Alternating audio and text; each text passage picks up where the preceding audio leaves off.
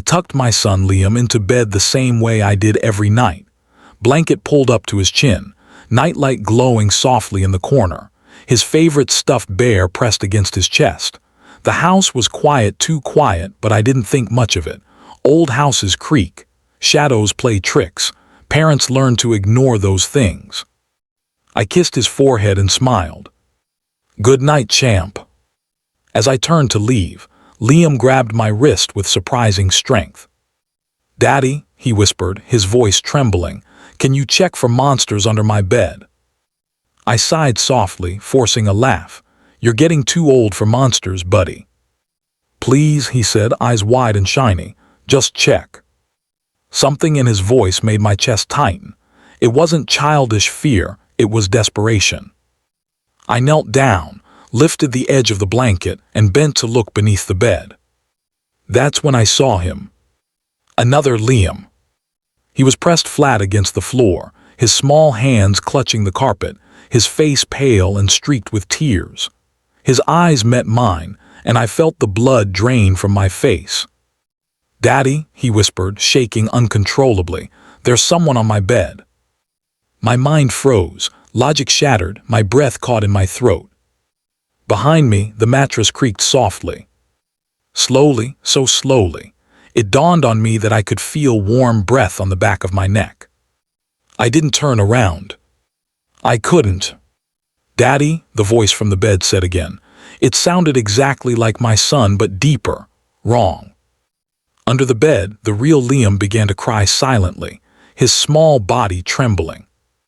"Don't move," I whispered to him, though my voice barely worked. The thing on the bed chuckled. It was a low, wet sound. "Daddy," it said sweetly, "why are you hiding from me?" My heart pounded so hard I thought it would burst. My legs refused to move. My instincts screamed at me to grab my child and run, but which one? I felt a hand rest on my shoulder. Its fingers were too long. Too cold.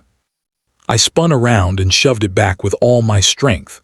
The thing tumbled off the bed, landing with a sickening crack, but instead of crying out, it smiled.